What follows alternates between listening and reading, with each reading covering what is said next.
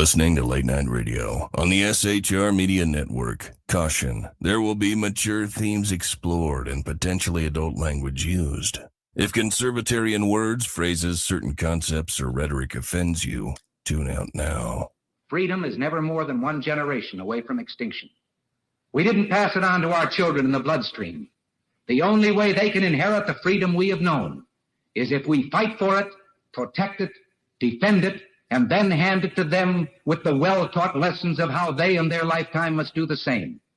And if you and I don't do this, then you and I may well spend our sunset years telling our children and our children's children what it once was like in America when men were free.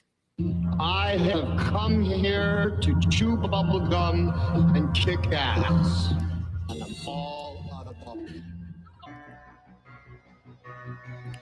Ladies and gentlemen, boys and girls, children of all ages, welcome to BZ's Berserk Bobcat Saloon radio show, where I am broadcasting from an actual free state, no longer behind enemy lines. And tonight, I should say, is Thursday.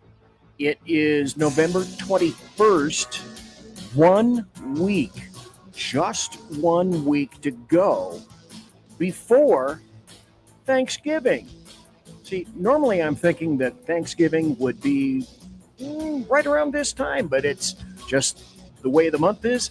It's 7 more days. So, in any event,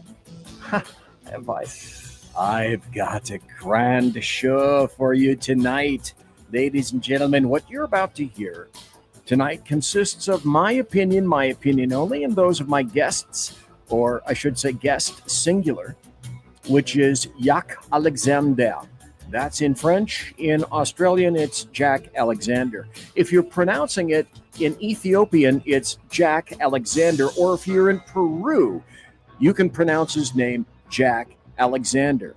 So come on into the saloon, relax, converse, where we are still serving stiff drinks, facts, history, logic, rationality, proportion, context, tradition, intent, and common sense, because we don't water our drinks just like we don't water our conversation. Politics, religion, crime, culture, race, sex, science, economics, law. We talk about it all right here at the saloon, especially tonight. I'm going to skewer a few people, leftists, as you can grandly imagine. The speech is free. The booze is not. Come on, give me a damn break. I am done with bipartisanship and compromise. I've been labeled anything and everything you can possibly think of, every ist and ope and obe imaginable. So I guess what that means is, if loving God, if loving my country, if loving the Constitution, the Bill of Rights, due process, malum in se versus malum prohibitum makes me a terrorist, then I guess so be it. And tonight we have the lovely Mark I, Model 1, Jack Alexander. And welcome to you, Jack, and thank you for being here tonight. I grandly appreciate it. Always a pleasure, man. Always a pleasure. By the way, those stiff drinks, you're mixing Viagra and the Scotch again, aren't you? What? What? Would you just stop? I'm just asking you to stop. And because it's Jack Alexander in the saloon, it's a magical step into the future. Tomorrow's news today with Australia's Jack Alexander, here in the Berserk Bobcat Saloon. How does that happen? Jack Alexander, how does it happen that it's tomorrow's news today whenever you're on the show, and only when you are on the show, sir? Because as Dan Bongino pointed out, we've got tomorrow's news today as opposed to the Secret Service using yesterday's tech tomorrow. Oh, that's right. Let's see. That would be by way of, I don't know, drones or whatever it was that they may have wanted to use that other people, private agencies can use, but they didn't have the facility to be able to use those kinds of things. So let me throw some stuff up here. Tonight's show is brought to you by me, and nothing and no one but me, starring me, with me, and also Jack Alexander. So thanks everybody for being here. If you would kindly subscribe to the show and share it. Sharing is caring, as everyone knows. I have my standard Mark 1, Model 1 departments. No, I think it's Mark 1, Model 2, 2.5 or 2.6 departments. And I got a lot of them today. I got a lot of happy stories. I got some incredible leftist junk. I've got some incredible racists to display to you. And I'm going to give you insight, as a matter of fact, into the deep state. By the way, folks, were you aware the deep state has its own union? Yay, deep state union. And you're probably at this point saying something similar to deep state union, AYFKM. No, I be not kidding you. Later on, by the way, after we get through the happy stories, and there's a ton of them tonight.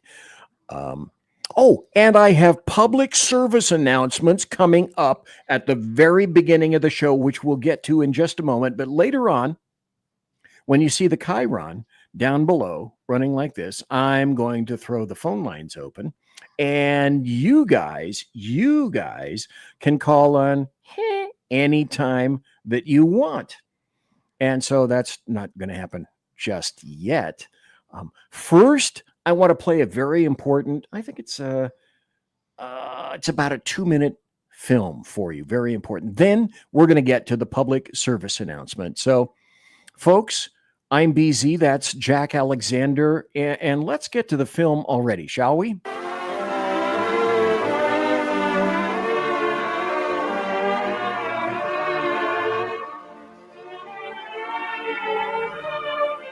Usually, the mentally retarded are divided into classifications: the educable, the trainable, and the custodial. Obviously, we can only assess the abilities or potential of the mentally retarded on an individual basis. Seemingly random motions and movements are fairly common among the custodial retarded, and they may take many forms. Sometimes there are motions which seem to have no meaning whatever and may even cause unintentional self-inflicted injuries. The vast majority of the mentally retarded are intelligent enough that they can be taught a great many things. However, there's a wide range of ability even among those considered educable. And their ability to learn obviously varies according to their level of intelligence. Yes. Equally important is a stimulating environment. However, we must remember to set realistic standards that are not too high for the individual. Many of the trainable retarded can learn to take certain kinds of household responsibilities, some of which may be more complex than they are usually given credit for. It would be wrong to expect a mentally retarded person to become a master craftsman. The standards are too high. But even in the skilled trades, for example, the mentally retarded can be trained to become valuable assistants. Who are the mentally retarded? They are people. They come in both sexes and in all sizes, shapes, creeds, and colors. Wherever people live, there also live the mentally retarded.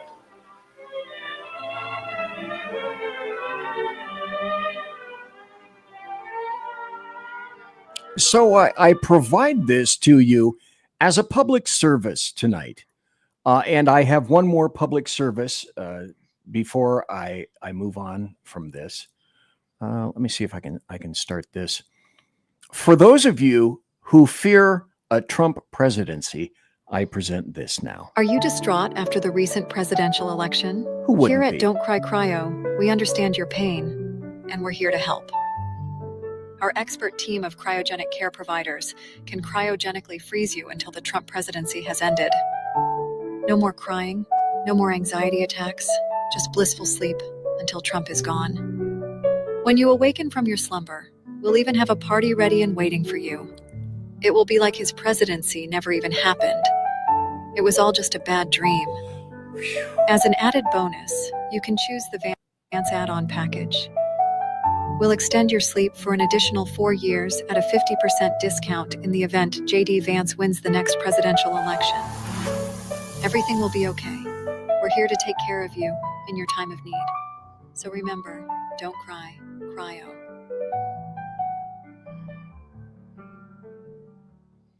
As a public service, I made sure that I presented that to everyone because the prior weeks, well, week and a half or so, I've been filled with people that are very sad, extremely sad people. Well, let's go to some other, perhaps sad people, but let's move into now my various departments. The bloviating Zeppelins, HeyJackass.com Chicago death toll update. Courtesy of every leftist running that city. From the mayor, police chief, and every autocrat in the 50 wards. And so thanks for being here tonight. Everybody, I appreciate it. I've got a lot of people in chat. I've got a lot of people that are watching. You can watch on the YouTube side. You can watch on the SHR Media side. You can watch on YouTube itself. You can watch on X, on Twitch, and also on Rumble. By the way, HeyJackass.com, HeyJackass.com, illustrating Chicago values, Chicago, the city of big shoulders. And right after this, I have a wonderful, appropriate Chicago story aimed just for people who listen to this show. Hey, jackass.com, November to date, shot and killed 22, shot and wounded 105, total shot 127, total homicides 25. The week in progress, November 17th to November 23rd, shot and killed 3, shot and wounded 21, total shot 24, total homicides 4. Year to date, this makes it all worthwhile. Shot and killed 486, shot and wounded 2,279. Total shot 2,765. Total homicides 548.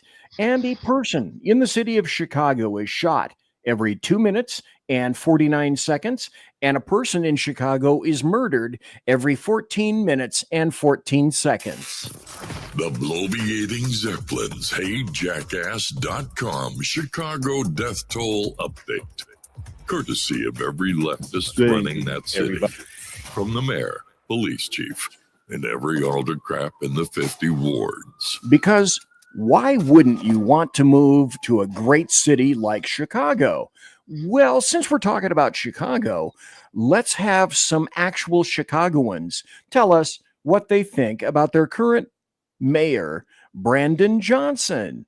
Let's listen. They're not happy with the mayor. Good evening, everybody. Good afternoon. I want to know, how does it feel that Trump is in office right now? Did you ever think that you would have Chicagoans cheering for Donald Trump? You see the Mayor Brandon Johnson? You underestimate us. You underestimate the black people, and you underestimate. By the way, they are speaking directly to him. Made Chicago red. We're the thorn in y'all side, and we're going to be the thorn on everybody else in this council member side too. If you don't stop what you're doing, we're going to take matters in our own hand, and we're going to stop it. You know that Trump had pulled 45% of the voter in the state of Illinois, 37 in the city of Chicago. That's the statistic. That means that Illinois is turning purple. We're going to turn red. Y'all can bird dog me all y'all want, but if it's relationship over duty, then y'all don't serve the blue. And you can smirk all you want. Mr. Sims, direct your attention towards me, please. You're a criminal. Why do I got to address you? The feds need to address you. DOJ need to address you, and hopefully Donald Trump will address you, because you're going to protect the undocumented while you're going to allow for the citizens in Chicago to suffer under your, 33%? Okay, notice what they're talking about. The city council, Brandon Johnson, in this appearance right there, they're talking about a $300 million property tax increase to cover illegal invaders. See, Joe Lopez cooked that 3% up a long time ago. Y'all called it a circuit breaker. Y'all been talked about it. Remember, before you came in here and gave that jovial speech, you need to be inspected. You wearing that creep over there. Acting like, you're just going to bully everybody. The happiness continues. You got people What, officers whose families don't even want you to come to the funeral? You just like a schoolyard bully. Oh, thank you. That at some point, and you might not know nothing about it because you grew up in Elgin. But those of us who grew up on the south side and west side of Chicago, we all know at some point that bully gets cornered in the alley and everybody come at him and he ain't gonna have nobody to help him. That's you. That's you. Keep thinking you ain't gonna abide by what the president of the United States said. Everybody know better than that. I see you, Anna Valencia, in your red. You know what it is. This is the second time you showed up in city council in red. You know what it is? Yeah. Yeah. Let me stop this right here and continue because I got so much stuff to talk about tonight. Jack Alexander, did you ever think that you would get to the point where you see Chicago residents responding like this to, would they have done this to Lori Lightfoot? I'm not sure. The prior mayor. I wish I could have seen I saw this coming. I wish I could have been assured that this is what would result from the election. But history has taught me different. So, Jack Alexander, any thoughts on this so far? I sort of suspected this was coming. It was when the fallout started over Oprah and Camilla, and the money that was exposed, that Oprah was paid to build this really bad looking set, and her speech. I mean, the speech she gave at the DNC, I don't think any black folks actually took it as serious. Some of the camera shots I saw while she was giving that speech, it was sort of like, hang on, what the hell is she saying? That's not true. You could see people in the crowd go, especially black folks, I'm not being repressed because I might need ID to vote or to do anything else. The issues that she was putting forward, you could see had nothing to do with the people that were there. So if you can lose, given how dominant and how powerful Oprah Winfrey is in Chicago, I mean that's the base of her Harpo empire. If she's lost her golden crown, then there's hope for Chicago, because the people finally, the people on the south side of Chicago are beginning to wake up and smell the coffee in Brazil. It's a wonderful thing. My Schadenfreude week, maybe a week and a half ago, I did an entire 2-hour show on nothing but memes and Schadenfreude. And you know what? Elections have consequences. Well, they're seeing the consequences here. We'll continue. So you and the rest of them that know what time it is, y'all come on. You leave that loser where he is. He's a loser. He's a loser. No, me and Zoe, we ain't doing nothing for nobody except for ourselves. We got you, loser. 14% rating is what you appear to have, Brandon Johnson, across the United States, or how they see you. Uh-oh. But 14% rating. Now, I'm going to talk about all those known donations of $11.5 million that came from places like the CTU, the SEIU, the American Federation of Teachers, Illinois Federation. Chicago residents naming and shaming. Of teachers. And then someone got the nerve to get on there and talk about cutting their pensions. What about our real estate? Because, see, we paid for these properties for a purpose and not for you to go touching it with $300 million that you want to siphon out of the citizens' pockets. Get rid of the illegals, and that'll take your money right back. Started off with that. In the letter calling for the special meeting, the only item up today for consideration is item number 02024 Let's see what happens. -0013679, and ordinance By the way, that's Mayor Johnson right there. authorizing the fiscal year 2025 property tax levy. There are 0 nays, 50 nays. This matter has been voted down. Alderman Mitchell on a motion to adjourn. And here's why you need to get involved in politics, ladies and gentlemen, boys and girls. These people came up and stood in front of this entire council over here. Here's the mayor. Here are the council members right here. And all the people came in front of this board and let them know exactly what they thought of what was going on. And as a result of their involvement, that didn't go through. $300 million did not pass. You shall not pass. It shall not go on.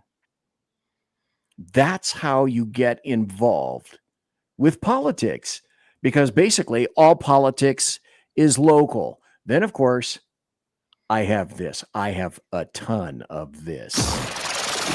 It's time for happy stories and good times.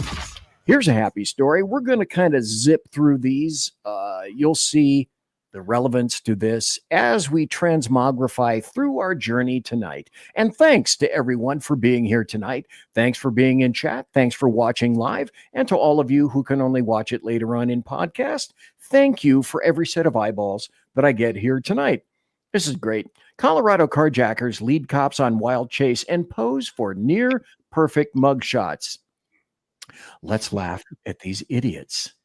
That's a happy story in and of itself. Gosh, here's another one. Now, this is from the Babylon Bee, and we all know that what the I loves me some bee. I love the bee. And here's a verified, this has been fact-checked and then fact-checked by fact-checkers who then fact-checked the original fact-check. Postmenopausal lesbians flee America over concerns about forced pregnancies. And I'm sure you've all heard Ellen DeGeneres and whoever the heck she's living Portia de Rossi. time. I'm sorry, what, please, Jack? Australian actress Portia de Rossi. Oh, thank you very much. Very knowledgeable. I knew there was a reason I had you here tonight. Thank you. Well, it's not for the good looks. It's because of you have a face for video, just unlike me. Sadly, I'm on video, but they've decided that they're going to leave and they're going to go to the UK. So that's very sad. And now, more sadness. Another happy story. Here's from The Guardian. And this is a lament from The Guardian. The boys in our liberal school are different now that Trump has won.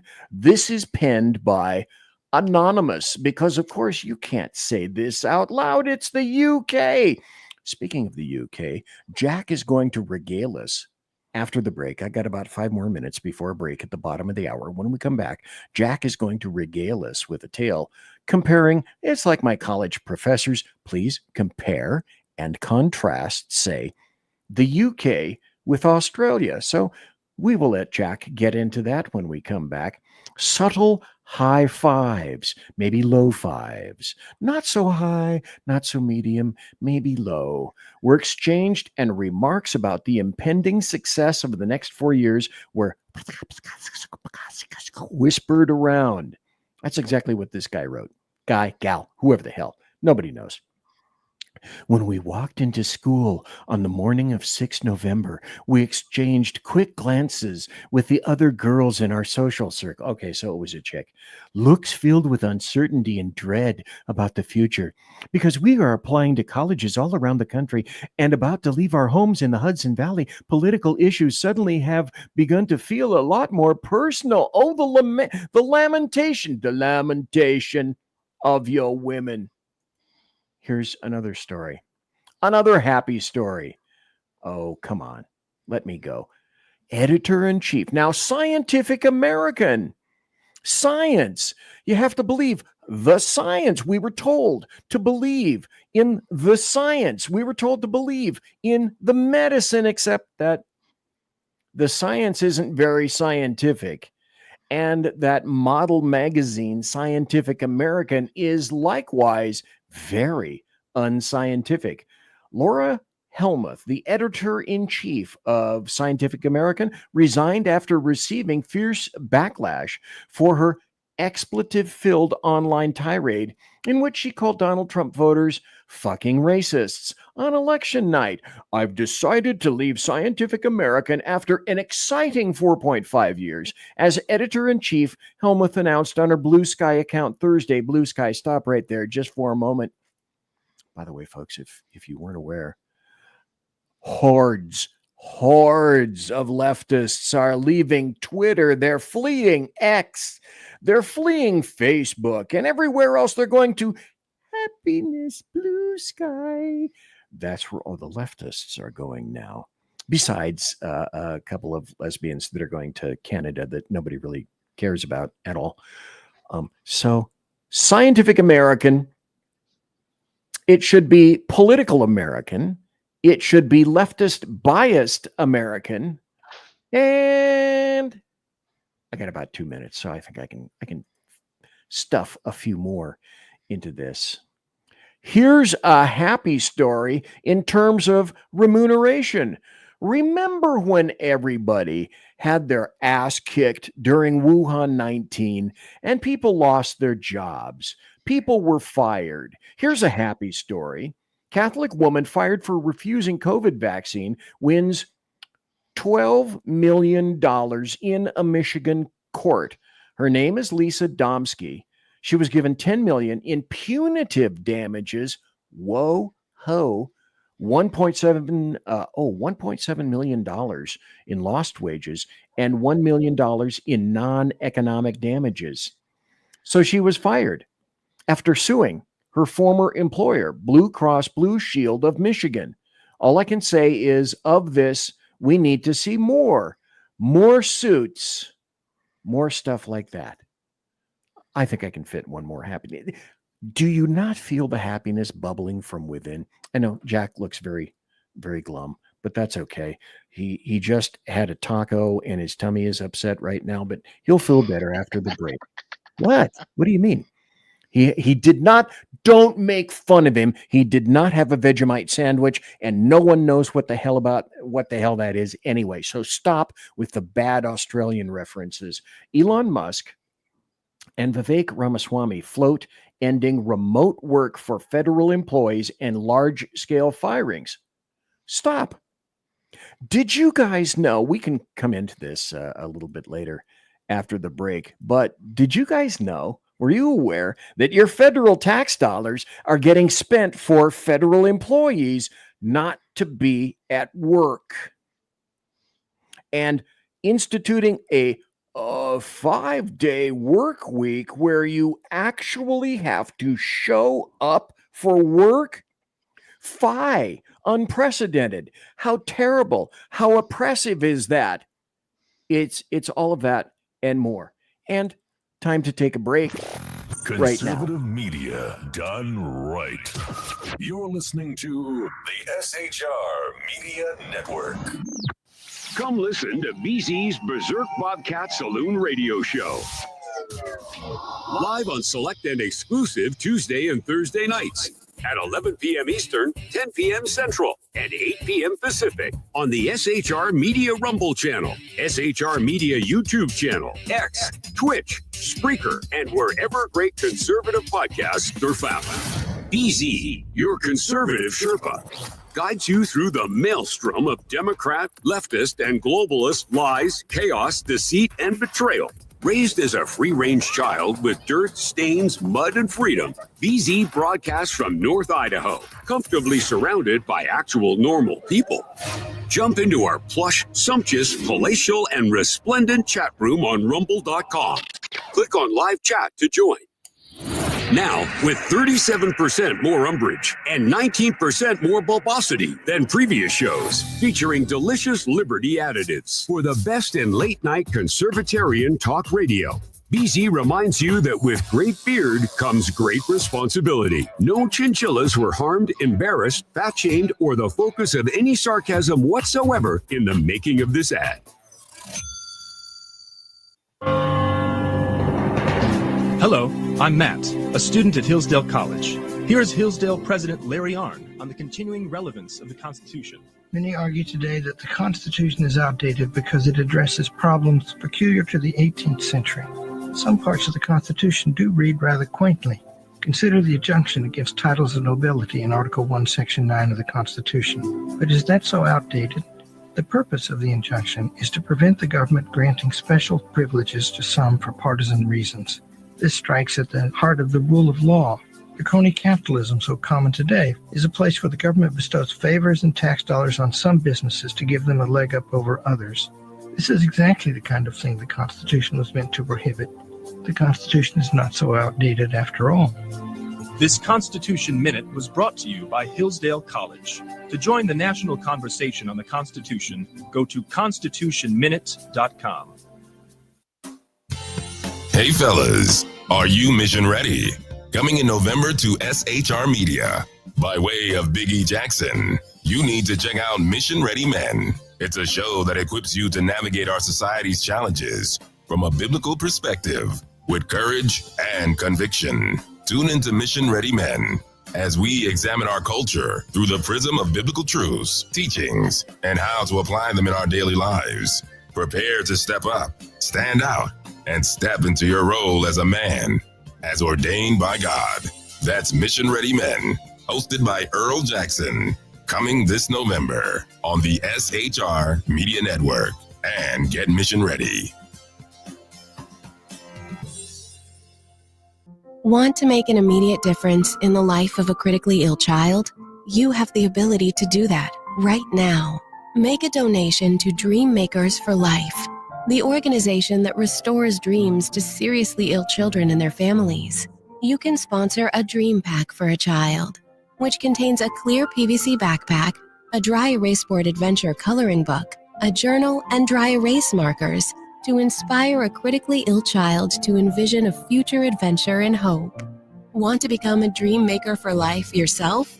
Go to dreamforlife.org. That's dreamforlife.org. Help a child. Help a family. There is always hope. You're listening to the SHR Media Network. And we're back. I am BZ. That is Jack Alexander.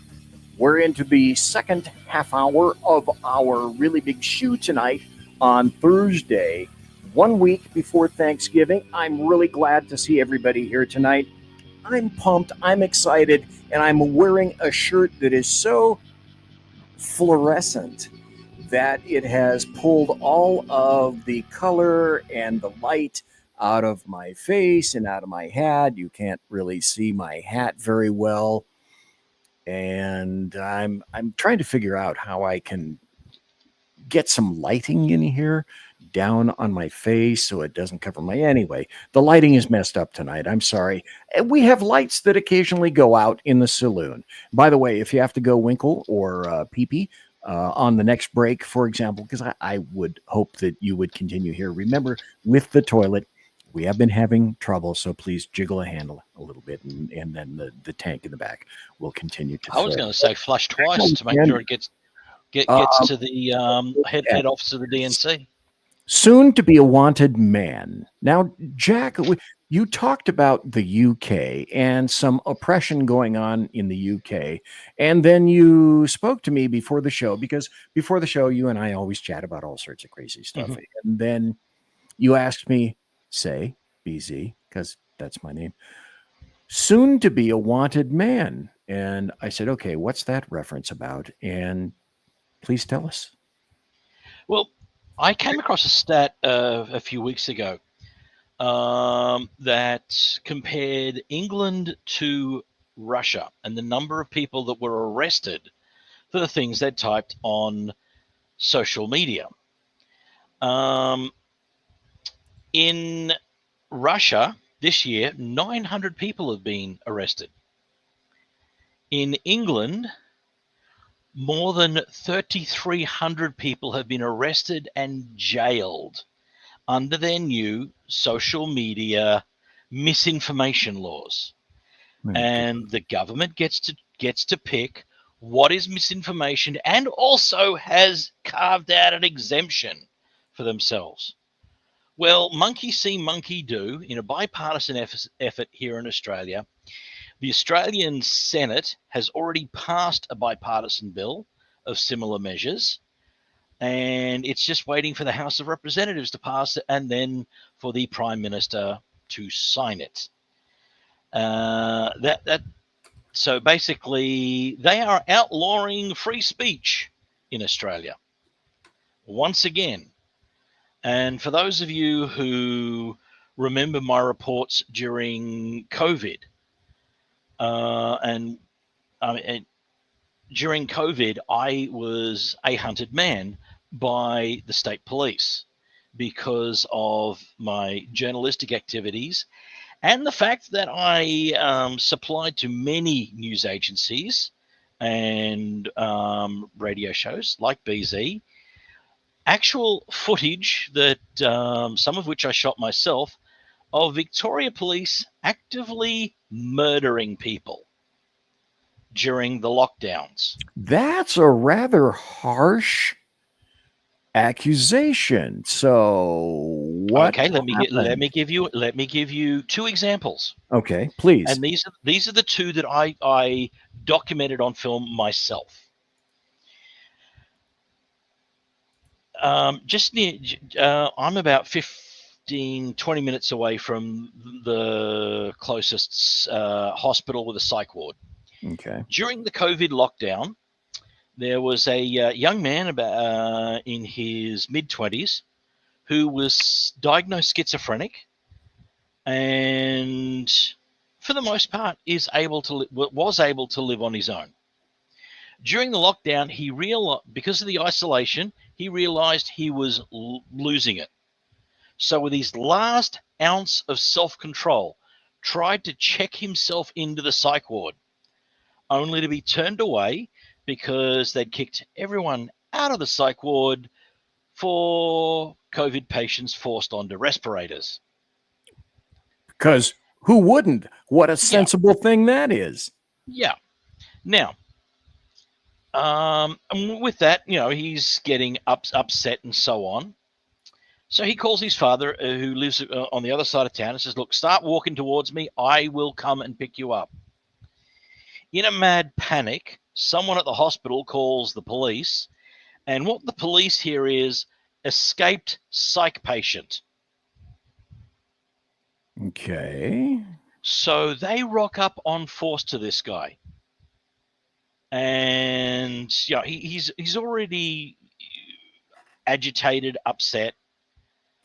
Well, he gets into an argument with the police, and they dogpile him on in force. And about this time, I start videotaping what was going on. And there were 4 officers having him on the ground. I mean, that they had his arms stretched out with a knee in each shoulder, and the legs stretched out, and knees in the back. A 5th officer then walks up and soccer kicks him in the head. Traumatic head injury. He took a week to die. The police investigated this, and of course they gave themselves a pass on it, didn't they?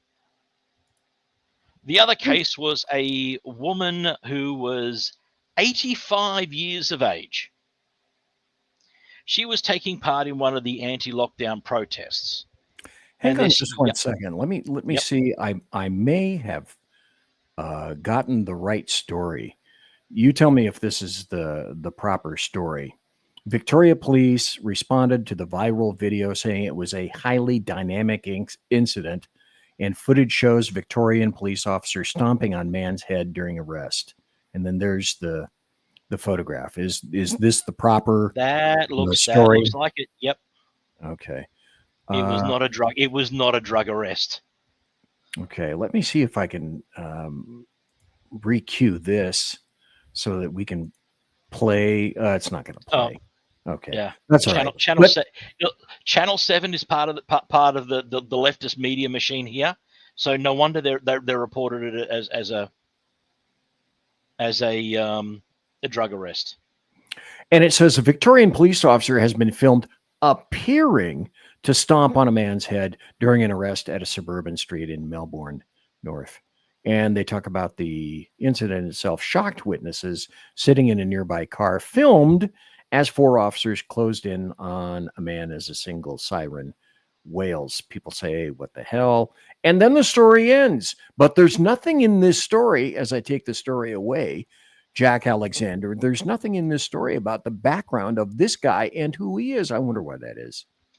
Yeah, Sky News, which is sort of like Australia's more conservative network, based out of Sydney, they managed to track down this guy's father, and got the rest of the story. And I got the rest of the story from my contacts at Sky. But yeah, I mean, this is the sort of thing that went on. Now, with that, they went hell-bent for leather to try and find out where I was. I started getting hack attempts on my website, and I started getting YouTube reports that somebody had said.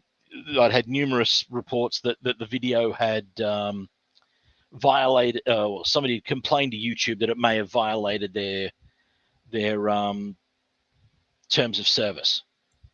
So you were able to upload it to YouTube? Yeah. Okay. And they they took it. They took it down and gave me a hard strike. And a few days after this incident, there was a protest. And as I said, there was a little old lady she was about 85.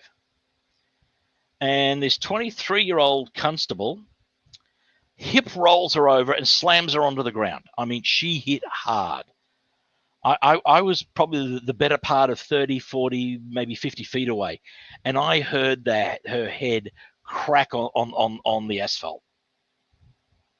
And he gave her a 15-second continuous spray in the face with pepper spray. 6 other officers stepped over her and each of them gave her a 5-second spray in the face. She died that night from respiratory distress. Imagine that. So I post that video.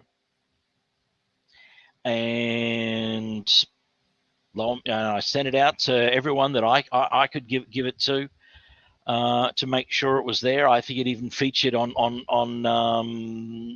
Fox News. And lo and behold, I get told I get hit with a second large strike. The next day, I find my YouTube channel deleted. Completely gone. Completely gone. 20 plus years of the Jack Alexander experiment, gone. You know, all of that reporting that I've done over the years. And, you know, I'd proudly use my YouTube channel when interviewing for jobs at various media outlets. I get on and finally get in contact with a YouTube rep. And he tells me that because Victoria Police were not able to find me because I was, unlike some of the other independent and freelance journalists here in Australia, I have a bit of a technical background. I was smart enough to broadcast my stuff from behind a VPN. Oh, you evil bastard, you. It looked like I uploaded that from the United States. Now, Victoria Police knew I was not in the US. But the way the Australian law works is for them to actually subpoena that information from the VPN company, it would have had to have gone through a federal court. And the federal court would have asked more questions. So they decided to screw due process altogether, called up YouTube and threatened YouTube under Australian terrorism laws, which they actually didn't have the authority to cite because they're state and not federal police. But they threatened to have YouTube charged as a co-conspirator under the terrorism laws for incitement, and also as a co-conspirator in Australia's Sedition in Media Act.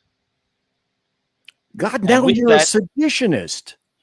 So because of that, someone at YouTube goes, "Oh, fuck," and pulls the pin. That account is still blocked. I still cannot log in with that account.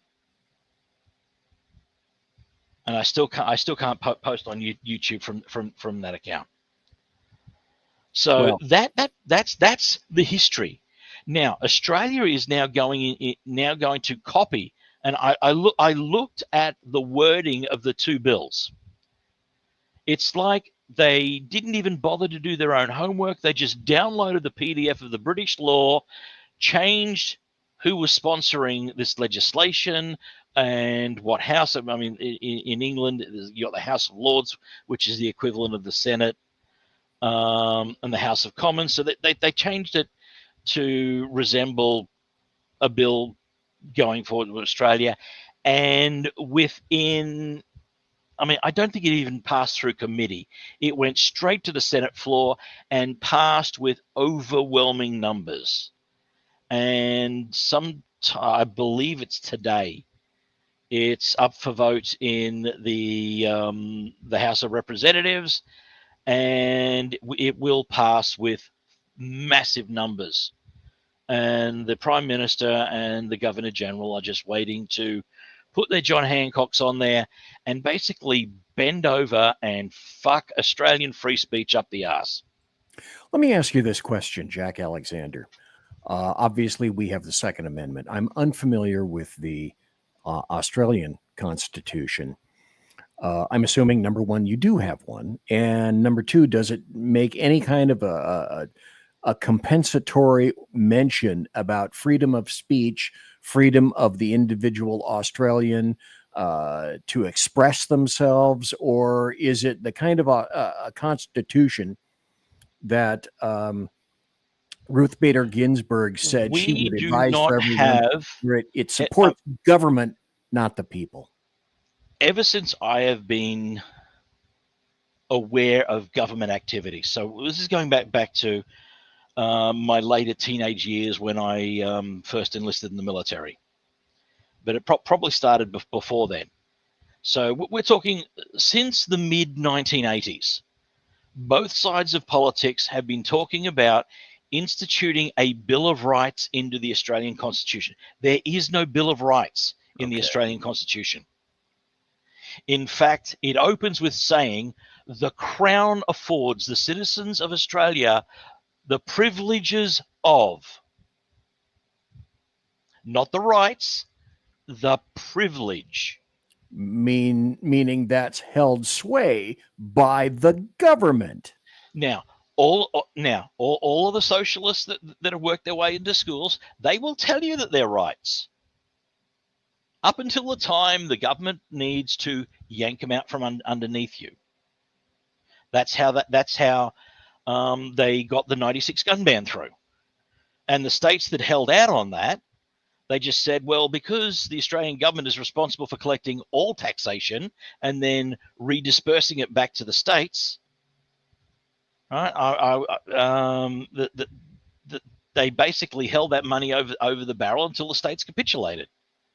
So there is no right to self-defense. There is no right to keep and bear arms in Australia. In fact, the forming of a free and well-regulated militia under the Constitution is listed under the crime of treason.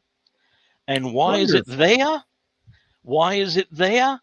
Because the early British military junta that ran the colonies here were the disgraced officers that lost the Revolutionary War in the United States. They And were they were sent to the pissed. they were sent to govern the penal colonies of Australia because they lost the Americas. And So somebody's going to pay a price, and it may as well be those people, meaning you. Yeah, I mean, every time there has been a slight whisper of uprising in Australia, I can think of 3 occasions just off the top of my head, and one of them is actually just very distantly related to me. So you will have all heard of the Australian bush ranger Ned Kelly. Yes. The outlaw Ned Kelly. In fact, where I am at the moment, I am less than 15 miles from his birthplace. So anyone in the Australian Federal Police or the Defence Signals Directorate listening, that'll give you a hint where I might be at the moment. I won't say.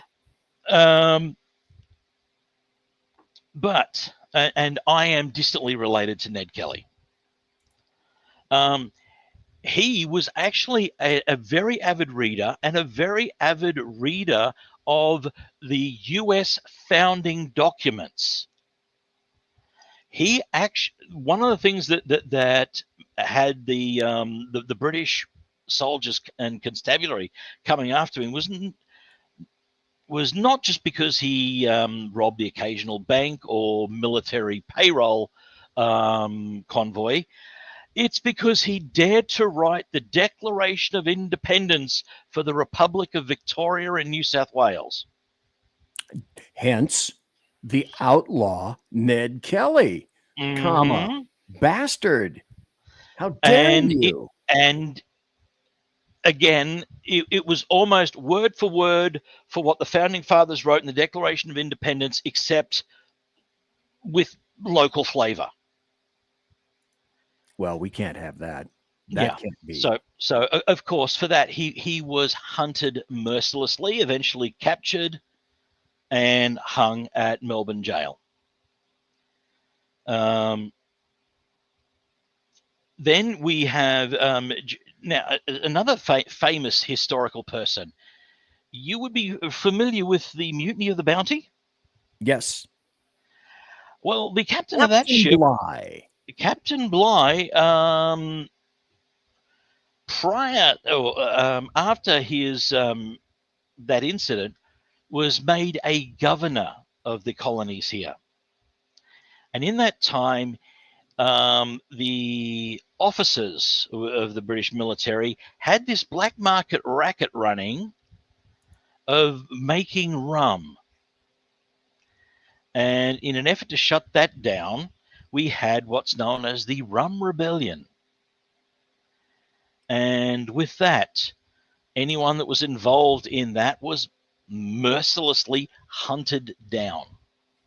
Well, Captain Bligh wasn't real happy anyway. He didn't go to Australia with a happy mind because he already had to deal with the bounty. And do you know how long he had to sit in that boat and smell the farts of those dirty sailors? That would make anybody pissed off for that amount of time. So that's how he arrived in Australia. And that accounts for his wonderful, stellar governorship of Australia. And then you may have heard of the Eureka Stockade, which happened outside of Melbourne. And this was a case of the gold miners rising up against government corruption. What was going on out in the gold fields back then was that there was a disagreement between the civilian constabulary and the army over who had the right to issue gold mining license or prospectors licenses. The army thought that it was their right and they were taking a tax on it. The constabulary thought that they had the right and were taking money for it.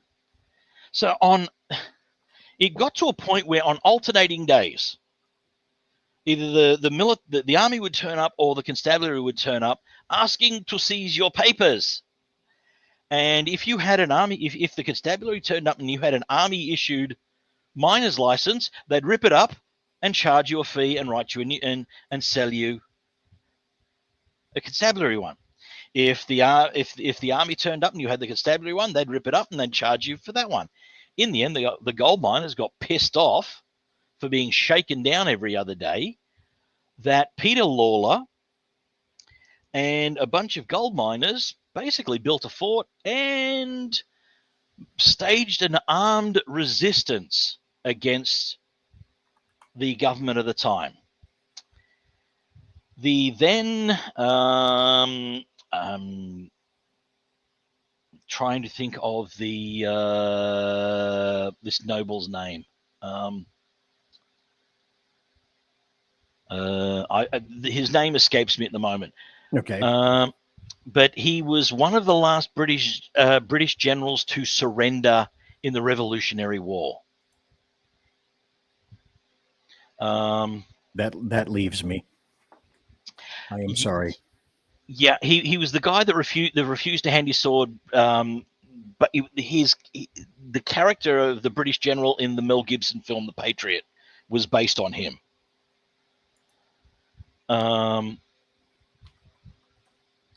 Although his name escapes me at the moment, but he was sent here for losing, and he sent almost every Cornwallis?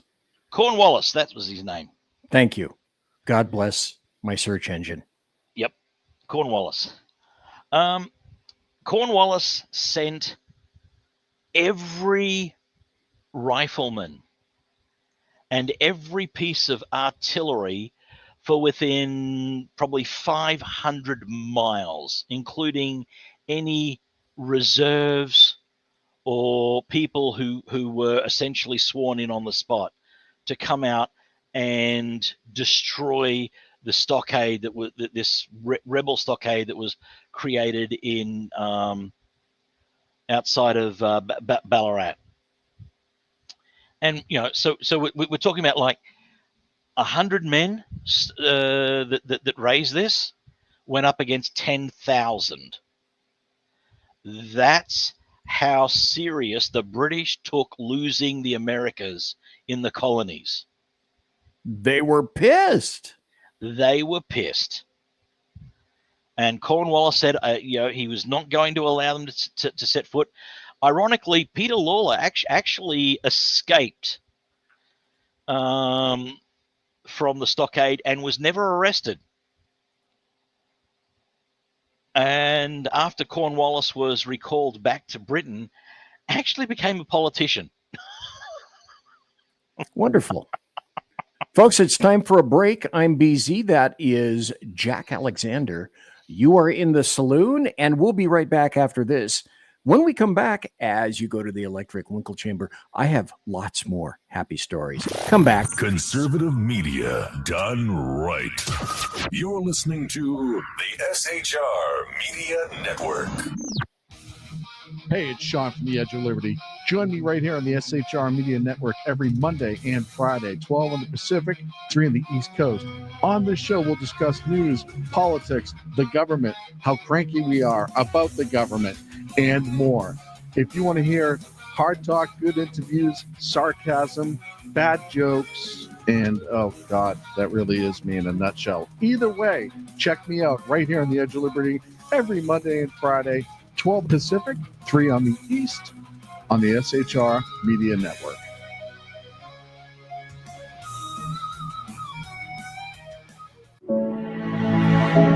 Freedom.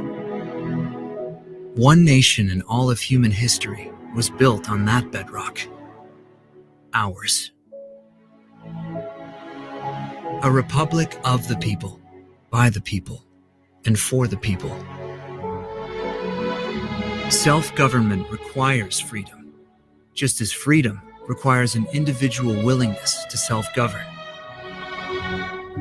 Freedom has made America exceptional, but it can only last as long as you and I seek the good, as expressed by the laws of nature and nature's God. It can only last if you and I choose to act as people of character. Forging character has been the pursuit of Hillsdale College since 1844.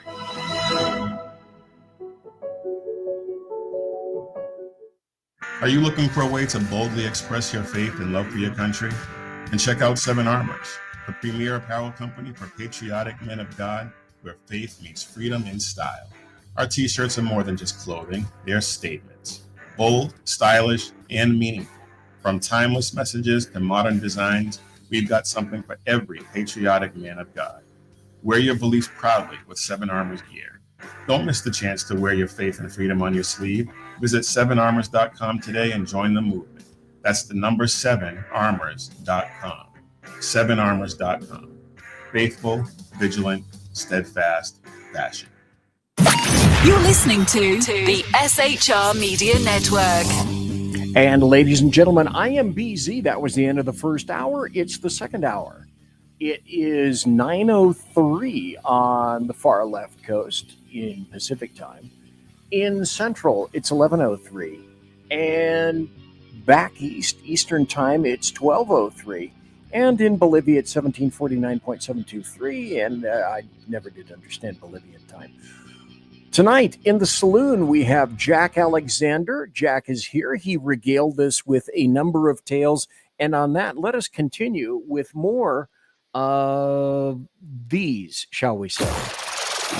It's time for happy stories and good times. I mentioned this initially. Vivek Ramaswamy and Elon Musk are going after federal employees through DOGE, the Department of Government Efficiency, which is government has no efficiency. As you know, if you go to your favorite DMV, things are about to change. And with the deep state, they're very unhappy with that completely. Well, here's another happy story. I'm going to run through these because I still have a whole lot of stuff to go through. Here's a happy story. Lake and Riley case. The illegal invader was found guilty by the judge. He got life. He unfortunately wasn't sentenced, wasn't given the death penalty. And also, these two people right here, MSNBC folks, this is just, the next story is a bit of great, delicious schadenfreude. That's Mika Brzezinski on the left. And Joe Scarborough, who went to go kiss the ring at Mar-a-Lago because they thought, well, we have to do something, and MSNBC is tanking. And then, of course, by doing that, they pissed off all the leftists. And I should care to mention MSNBC, Comcast, the owner, is thinking about getting rid of MSNBC. The struggling progressive network has a challenge, and it's called all the crap that they've ever let onto the air. Here's also something, the Justice Department, Merrick Garland. This is a happy story because this morning that Merrick Garland was stunned on election night and that senior Justice Department officials were weeping. That's up on the stack if you go to Citizens Free Press right now in Kane. What does that tell you, Davis? That and they're all worried about going bankrupt, lawyering up. You know, like none of us had to pay millions of dollars of legal fees, or some people like Rudy are actually going into bankruptcy because of it. What does it tell you when NBC News reports a well-reported, deeply sourced story that they're panicked over at Main Justice Sir? They should be panicked. They should be fearful. They should be crying because there's a foot coming down and they know it, and it's about to clamp their neck. Here's a story from Breitbart, another happy story. Pentagon is scrambling, wiping out evidence of DEI as Trump readies to fire woke generals. Sadly, Milley is gone, and he's going to be making a shit ton of money very soon from Morgan Chase. After he jumped into the boardroom, they're going to be investing trillions of dollars in Ukraine along with BlackRock. and they wouldn't be investing, and Milley wouldn't be on the board unless he also continued to have a security clearance, which absolutely no one in retirement should have as well. Well, that's a happy story because sphincters in the Pentagon are getting very close. Here's another happy story. Now we saw not Anne Heche, but the other one that I mentioned earlier, who is not worth mentioning again, surge of Americans seeking visas to move abroad following the Trump win. That's funny. I didn't see conservatives doing that after we got our butts kicked fraudulently in 2020. Here's another happy story. They keep on coming. Vaccine maker stocks fall as Trump chooses RFK Jr. to lead the Health and Human Services. Here's another happy story. Are you in California? If you are, you're about to become joyful, even more happy. USC professor estimates that Californians, always spell it with a K instead of a C, are going to need to make $1,000 more a year next year to keep up with 2025 gas prices. $1,000 a year. This guy, Professor Michael Misch of Marshall School of Business, his study says that California is expected to see a spike in gas prices for 2025. Already, gas prices are going to go up by 65 cents a gallon and 85 cents a gallon in 2030. That could cost drivers in California an extra $222 to $449 a year for regular fuel. That's great. If you're in California, listen, it's a privilege to live in California. Another thing, Western Journal, Trump announces he's going all in on mass deportation effort, national emergency declaration, and military involvement in the works. We'll see how that works out. I just need to mention it to you because all of this is causing just vast amounts of pearl clutching. From ABC, how fierce Trump ally Kash Patel could help reshape the FBI or the Justice Department. Here's another delicious story. Cami Harris interviewers got large campaign donations to their groups, Al Sharpton, ahead of sit-downs. And isn't it funny how leftists who allegedly love leftists, she had to pay leftists for their endorsement, like billionaire Oprah Winfrey got $1 million from the Kamala Harris campaign. Stop. Let's take this off because now it's time for this. Leftists are dangerously insane. Courtesy of BZ's Berserk Bobcat Saloon radio show and the SHR Media Network. This is the new Jaguar ad. And tell me what this has to do with automobiles. Play it, producer. Jaguar. Copy nothing. Because this is the best representation of automobiles that Jaguar has to offer. Jaguar peaked in 2018, and now their sales are down at least 65%, and they're plummeting even further. Leftists Did they are hire Dylan insane. Mulvaney to come and work on their ad team? Yeah, makes you wonder. So, because somebody there is tasting the rainbow. Taste the rainbow and all your Skittles. So Jaguar, which is actually not owned by the British anymore, it's owned by India's Tata Motors, had 2022 sales that were down 66% from an all-time high in 2018. And sales of Jaguar, held by India, they still continue to plummet. They hold Rover and Land Rover. So this is how Jaguar plans to reacquire consumers, androgynous weirdos featuring no cars in an ad, because it's great marketing to appeal to the 0.01% of any nation exquisitely brilliant marketing. And I have to tell you this, Bud Light is absolutely envious. And now let's move on, shall we? Well, it's not the first time that Jaguar have run with being the bad guy campaign. There was an ad People driving campaign. Jaguars are always the bad guys. Well, they're all, and they all had a British accent, according to the and old Jaguar ad. Australians, okay, Australians make great bad guys. Wouldn't you like to be a bad guy in a film? Let's hang on a second. Russell Crowe is not Australian. I didn't say he was. He's a New Zealander. Actually, I'm trying to think which Australians have played good bad guys. Actually,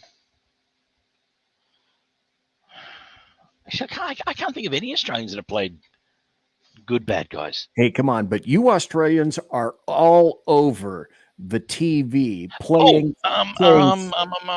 fake American accents. Big guy with a gay porn mustache in the Schwarzenegger film. The Schwarzenegger film? Yeah. Damn it, Jim. I wish I could tell you which one it was, but I am unfamiliar with that.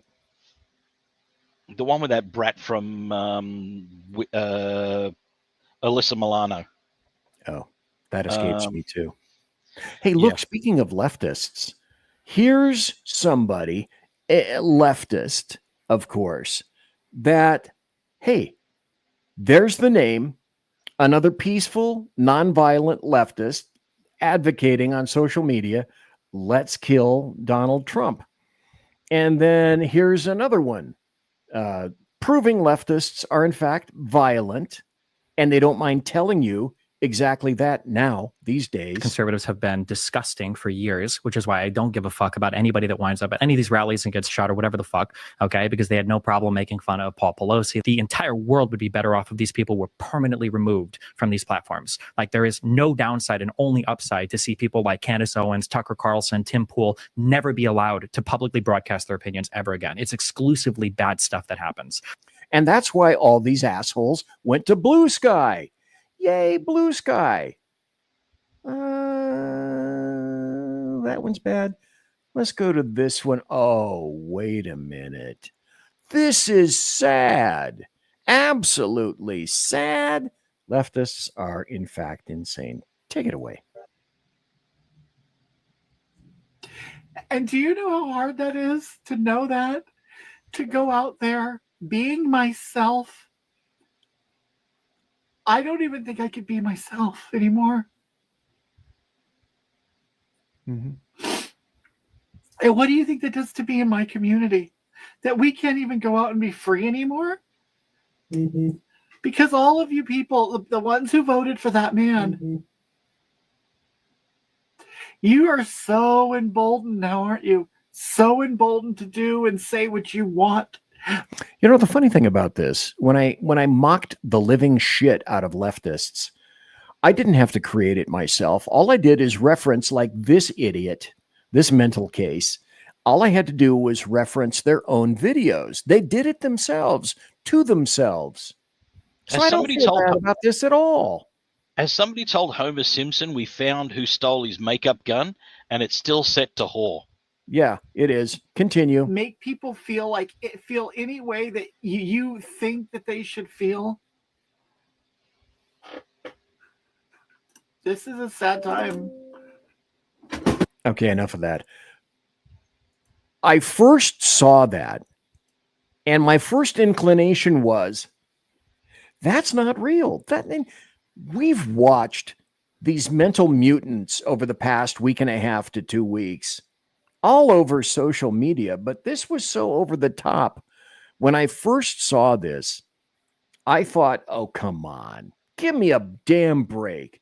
This is nothing but, this is a parody of itself, whatever it is. It wasn't a parody. Leftists are insane.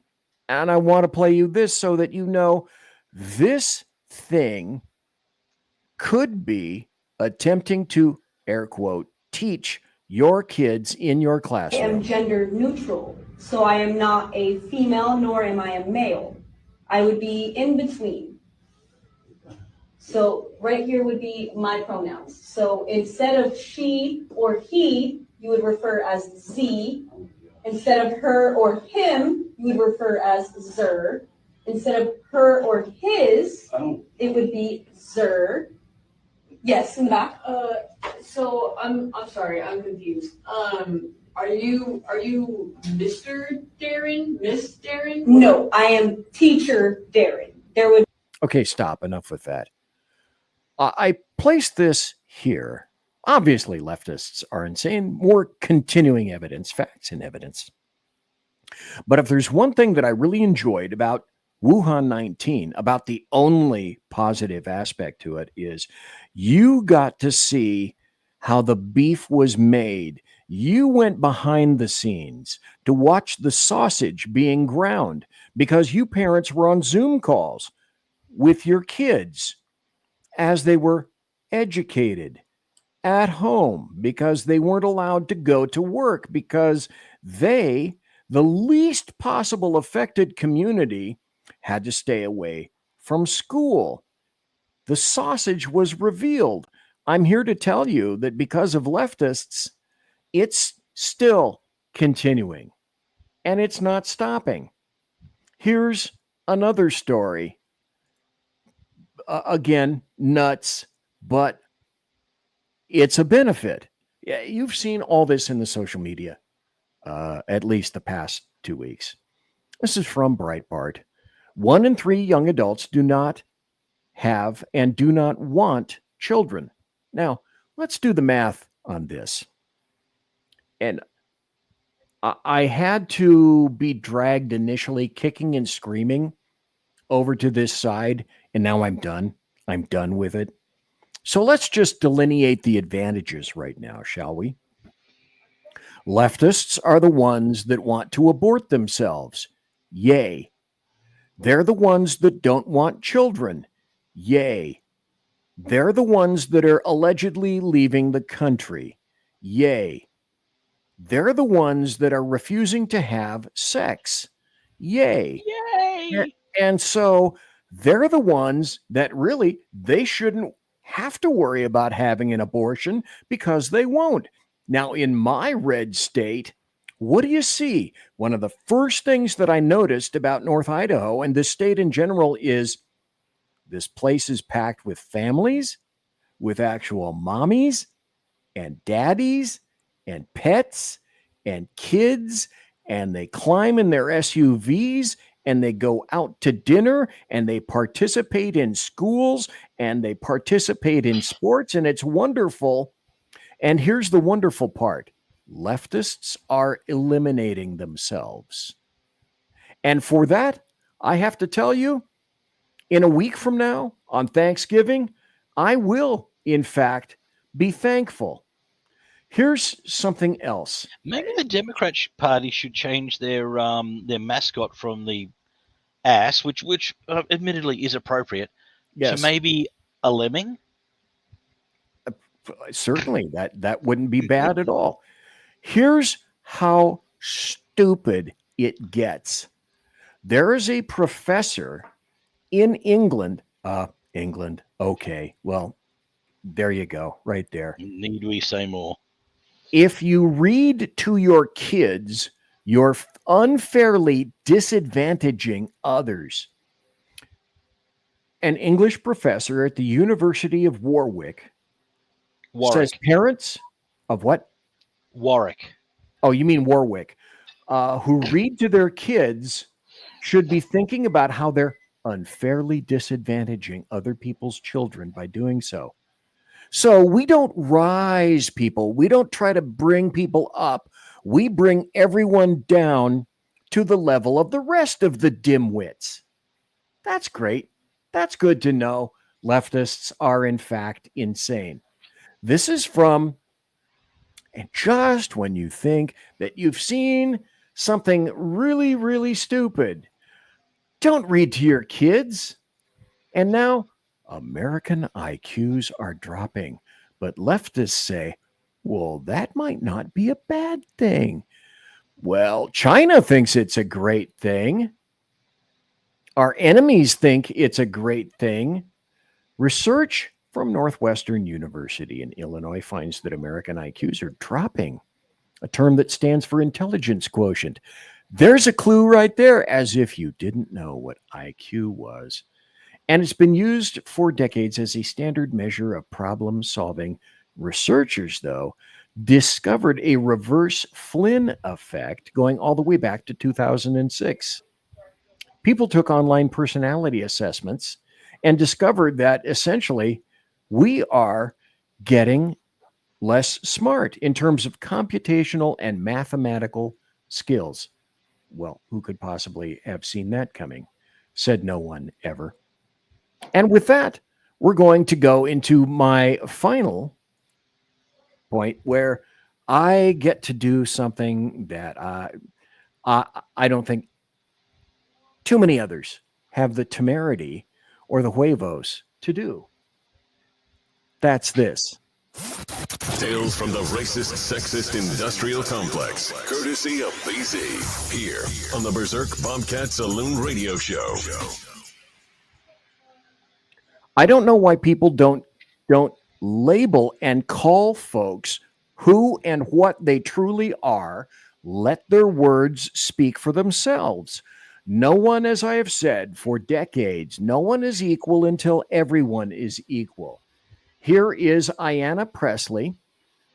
She is a racist, demands censorship, and receives a lovely and cordial reply from Clay Higgins. This is absolutely wonderful. Like to take a personal note of privilege to say, please keep Dr. Martin Luther King Jr.'s name out of your mouths. Yes.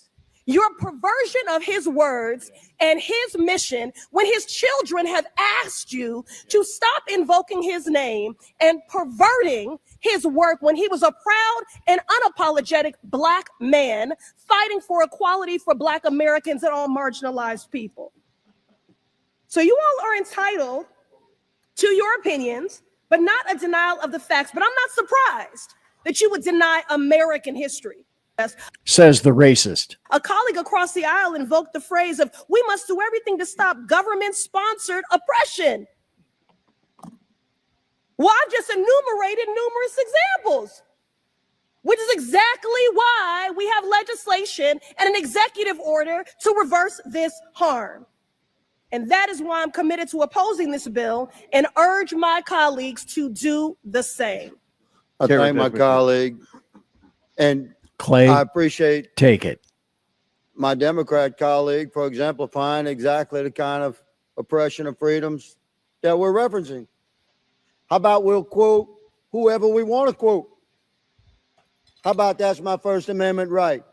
That's exactly the kind of baked-in oppression. Bingo. Like, how dare a white Republican quote Martin Luther King? We actually had a congressman say that just now in this committee. Well, thank you, good lady, for once again exemplifying the type of oppression that we stand against. You know I'm right. You know I'm right. Order. Mr. Higgins has the floor. And we will quote who we please to quote. A disgrace. And we will continue to speak freely because I'm a veteran. That's the country that I serve. That's a constitution I swore an allegiance to. And that oath has no expiration date. I will fight for it with my last life's blood. And that's how you quantify racists. Let me be blunt again, if you didn't get it the first time. Ayanna Pressley is a Black female racist. And here it is, facts in evidence. Let's go to the second example, shall we? It's because you can then misuse words like oppression. There has been no oppression for the white man in this country. You tell me which white men were dragged out of their homes. You tell me which one of them got dragged all the way across an ocean and told that you are going to go and work. We are going to steal your wives. We are going to rape your wives. That didn't happen. That is oppression. I'm sure a bunch of it of Irish But y'all Americans would disagree with that history. from home. I'll make that point in just a moment. And I wish it were louder. This is as loud as I can make it, sadly. Stolen. So yeah, we are going to sit here and be offended when you want to sit here and act like and don't let it escape you that it is white men on this side of the aisle telling us, people of color on this side of the aisle, that y'all are the ones being oppressed, that y'all are the ones that are being harmed.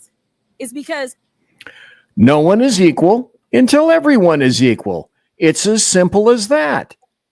Now, here are a few things that I'd care to point out. No one is oppressing anyone. No one is selling slaves today in the United States except the American government, which is the largest human trafficking organization on the planet. But that's a story for another day.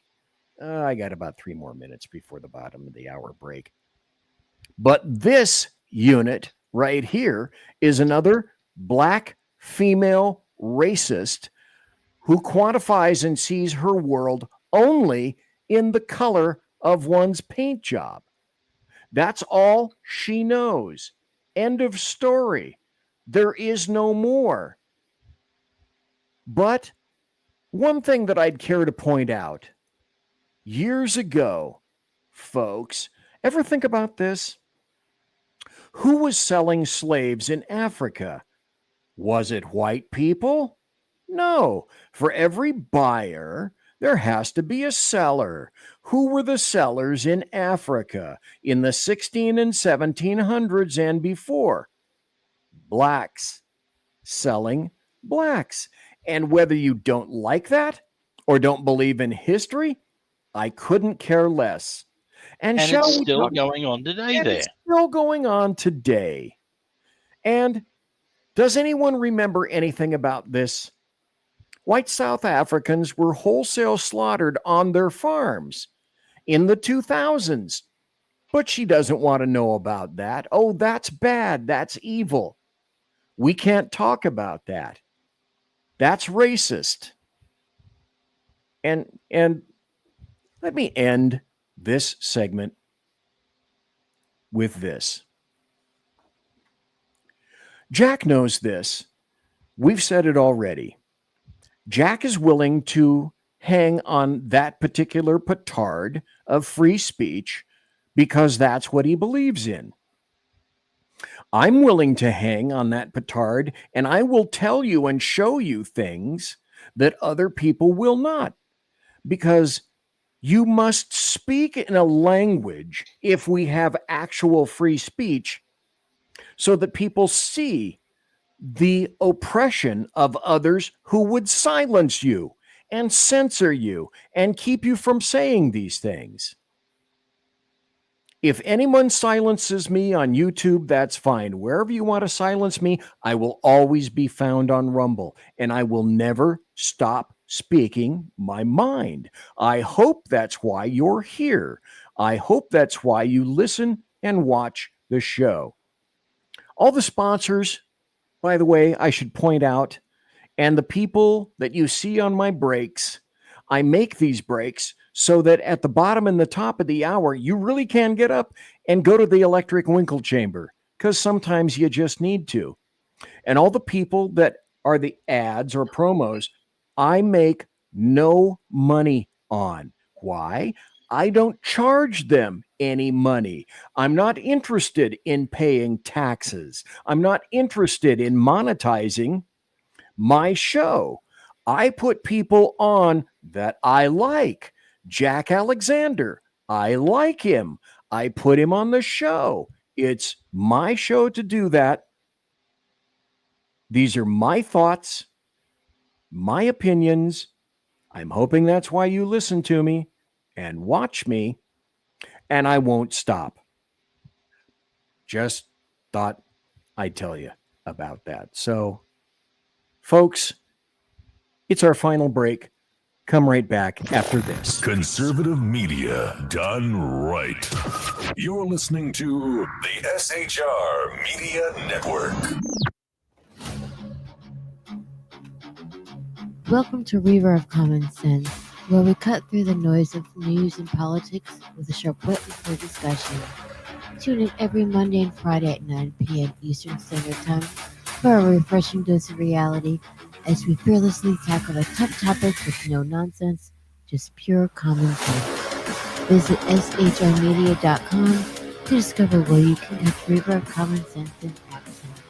He's here to amplify your inner logic. He may not always be polite, he may not always be refined, but one thing's for sure, he always tells it like it is.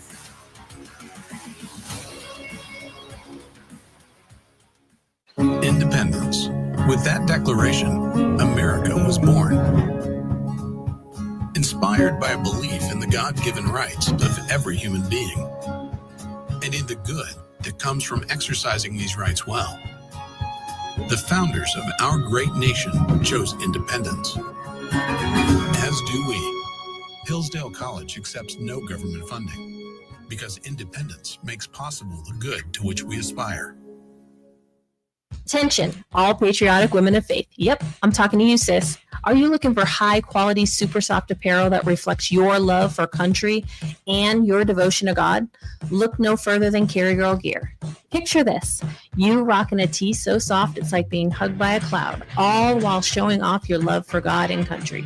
Sounds dreamy, right? Well, welcome to reality, babes, because that's what we're all about here at Carry Girl Gear.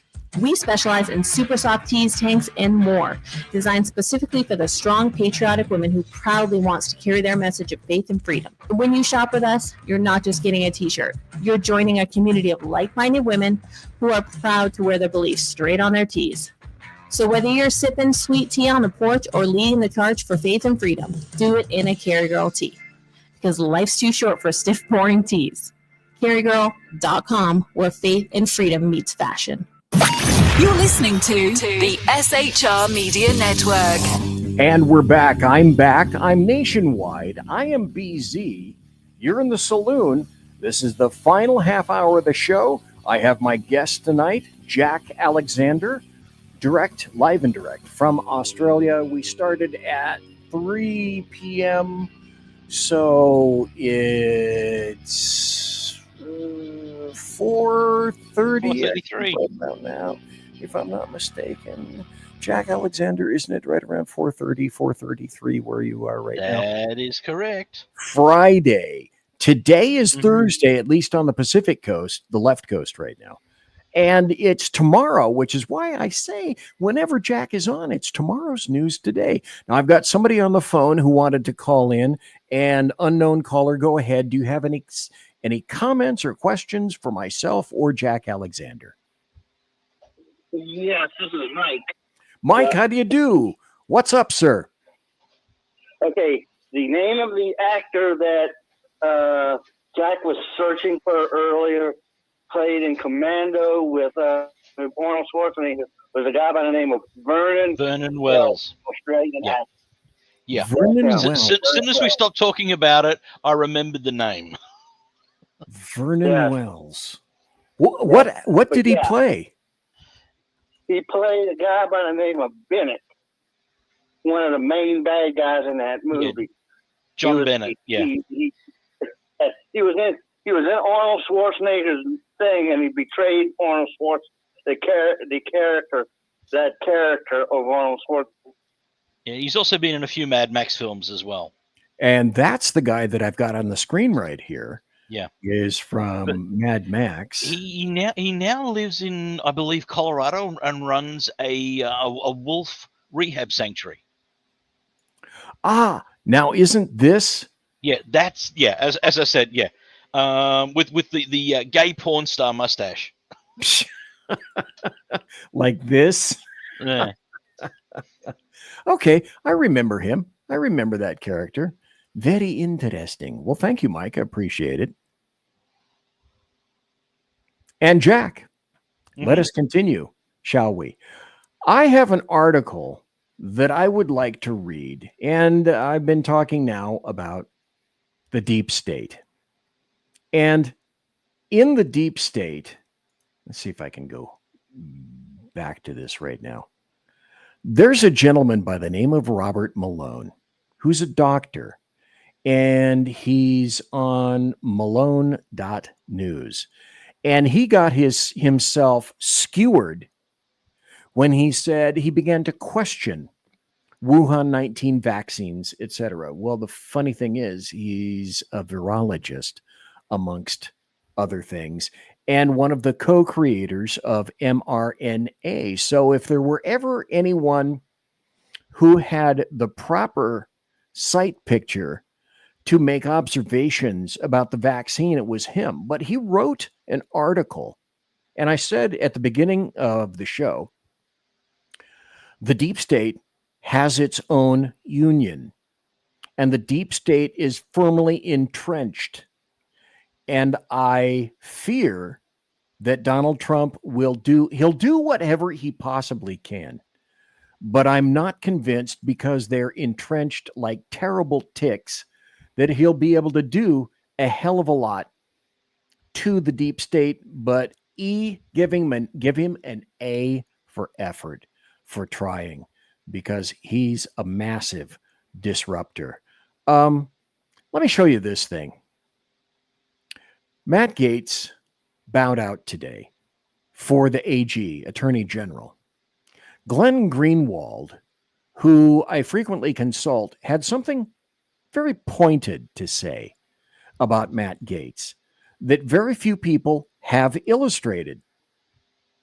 The Biden DOJ, not the Trump DOJ, the Biden DOJ, already intensively investigated possible crimes by Matt Gaetz. So after 18 months of leaking to destroy his reputation in the press, the Biden DOJ decided they couldn't even charge him, and they closed the case. But they did their level best to destroy the man.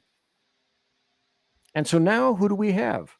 We have Pam Bondi for AG, federal AG, and she was the state of Florida Attorney General for quite some time. Now, before I go to this article about the deep state, and I hope I reveal some things to you, the watchers and listeners tonight, about the deep state,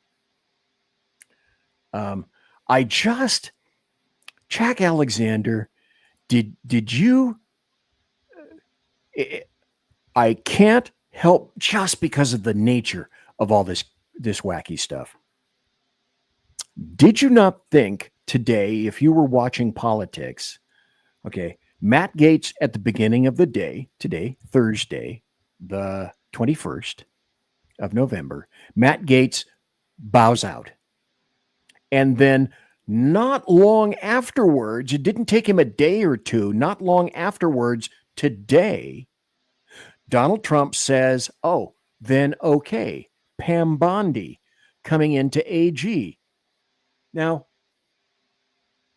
my spidey sense was tingling to the effect of, well, was this, let's see if the disruptor will go. Let's see if I can shoot the disruptor, shoot him out into the ozone, make that nomination, and let's see if he sticks to the glass. And apparently he didn't stick to the glass. So it tells me, it informs me that Donald Trump already had Plan B ready to go in the same day. Jack Alexander, thoughts? Yeah, I think Trump has seriously learnt the lessons and from the mistakes of his first term. I'm surprised that Matt Gaetz bowed out. I'm disappointed that he bowed out. I don't know enough about Pam Bondi to comment on whether she will be a good AG or not. Because when Matt Gaetz' name came up, I thought brilliant, because I've always enjoyed watching him in congressional hearings tearing new arseholes to liberal idiots. And I was looking forward to seeing that in the DOJ. And and him cleaning house, as it were.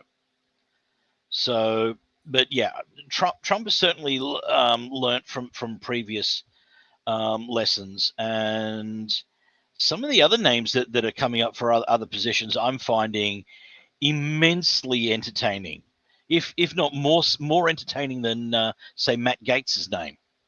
I'll name some. Who are you thinking about? How about Dan Bongino to run the Secret Service? I was listening to Dan this past week, and it's funny you should mention that. Dan had said, well, I'm hearing a lot of rumors about me being recommended for Secret Service director. And he says, I will not contact Trump. I have not contacted Trump, and I will not contact Trump. If he decides he wants to go there, it will be because of his own accord, and then I will respond afterwards. But this is nothing that I went out and solicited for. However, that said, I think Dan Bongino, having a big background in law enforcement and directly working for the Secret Service, knows all the ins and outs, and it would be past time for him to kick their DEI to the curb and actually do the damn job. Anybody else that you had heard of? Yeah, and again in a similar situation. I mean, RFK's website that was actually asking the public who they'd like to see fill these positions. Some great names have come up, like Brandon Herrera, the gun tuber, and who ran in Texas. He tried to primary out Tony Gonzalez and narrowly lost the primary. His name is floated to the top, and he also has said, I have not been contacted. I'm not seeking it. But he certainly did hint, if he was asked, he would seriously consider it. And I in a little bit of looking into that, he will be if he does accept it and is confirmed, he will be the first ATF director that actually knows what the hell he's talking about when it comes to guns. I mean, I look at the hearings with Dettel back there, and I'm sorry, he's a massive leftist moron. And and then there was that other guy trying to strip down a Glock. I mean, seriously, it's not that difficult. No. If you know anything about your subject matter area. Cheetah in chat says, honestly, I thought that Pam Bondi would be Trump's first choice. She stood by Trump, was involved with him as legal counsel. So, okay, there you go, Jack. Okay. Was in a long-standing and well-reputed AG here in Florida. So he makes that comment by dint of fact that he has watched her work in Florida where he is. So a very salient observation on Cheetah's part. And he says, I'd love to see her as AG and a consolation prize, have Governor DeSantis appoint Gates to Rubio's Senate seat. Well, that deserves... That would be delicioso. And then Pete Hegseth, the interviews I've seen with him, with his nomination as for Secretary of Defense. I like what he's been saying about, completely castrating the whole woke agenda that's been brought into the military and eviscerating it, and all of the CRT and DEI hires. There'll be, I jokingly say that he is probably going to remove the last traces of Corporal Klinger from the U.S. military. And that can only be a good thing. Oh, absolutely. A wonderful thing. I've only got about 15 minutes left, so let me get into the article that I wanted to here. And it's talking about the deep state. Before I do that, I want to show everyone, let me take this off and put this up here. I found this quote from Thomas Sowell. Thomas Sowell is an American treasure. Thomas Sowell, he's in his late 80s or possibly even early 90s. An absolute American treasure, a brilliant economist, a brilliant researcher and investigator. His interviews on almost any topic are equally brilliant. His quote about bureaucracies hits it out of the ballpark. You will never understand bureaucracies, i.e., deep state, until you understand that for bureaucrats, procedure is everything and outcomes are nothing. And I speak leftist. So what that means, what Mr. Sowell is saying, who wrote the prototypical book about economy, the economy, is this is the deep state, and they don't care one thing about you. They care about embiggening their power and control, which can yield money, but mostly they're about the power and the control. Here's the article I was referencing earlier by Robert Malone. Never underestimate the power of unfinished business. And he says here, it is the fathomless bottom of the deep state. The deep state is absolutely everything. The senior executive service. Now, this is, from now on, it'll be a little bit of government jargon, if you will. The deep state is actually called the SES. It's a class of federal employees created under Carter, shock of shocks, through the passage of the Civil Service Reform Act of 1978. The SES, Senior Executive Service, was established to ensure the executive management of the government of the U.S. and make it responsive to the needs, policies, and goals of the nation, and otherwise is of the highest quality. So, members of the SES are not elected. They serve in key positions. They took tests variously, or were simply appointed just below the top presidential appointees. They're the link between these appointees and the rest of the federal workforce. They see and operate and supervise every government activity in approximately 75 federal agencies. They are referred to as members of the Office of Personnel Management and are considered above employee designations. They are members of the SES. Today's SES runs the country. The SES has its own flag. This is how entrenched you will find the deep state. Let's talk about some final deep state things. I mentioned this earlier, and I believe it bears repeating. If you think the RINOs all went away magically because Trump sailed into the Electoral College and the popular vote, you would be very wrong. Because, excuse me, this asshole right here is planning to rebuild RINO-dom back again. Mike Pence. So just when you thought that perhaps, we're